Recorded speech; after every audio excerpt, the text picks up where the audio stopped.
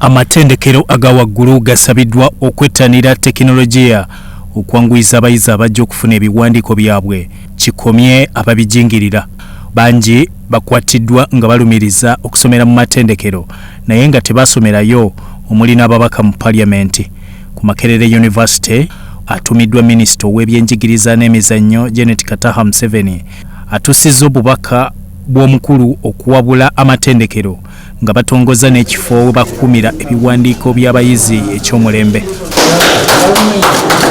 Bakoze nga bakuuma ebifa ku bayizi okuva mu mwaka gwa 1980 ate nga tebyonooneka muliro nga bakozesa ebyuma kalimagezi.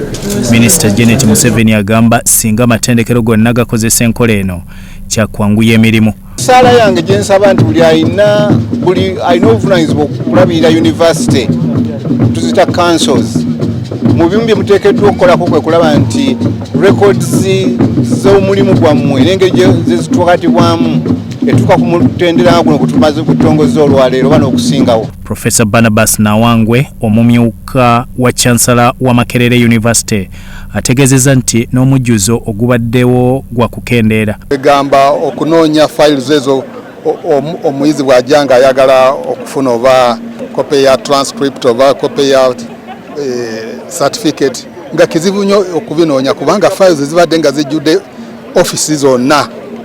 Kakati eno project gye tuguddewo olwaleero ejja kutuyamba nnyo kubanga kakati eno ekolera ku computer.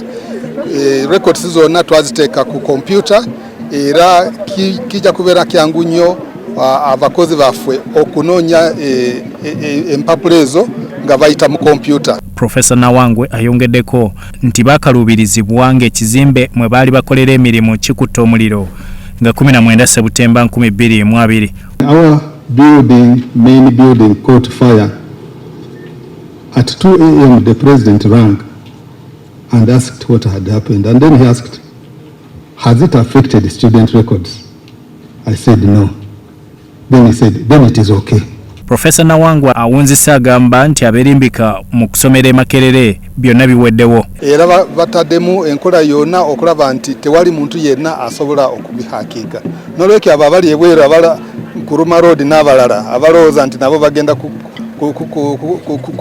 kugenda okukola certificate zaabwe ekyo kivudde. Emyaka 12 nga Makerere University ettendekero lya gavumenti libangula bannayuganda n'abava ebweru mu masomo ag'ekikugu naye babadde bakyalemedde mu ntegeka ya fayiro ey'empapula oba analog nga balondoola abayizi.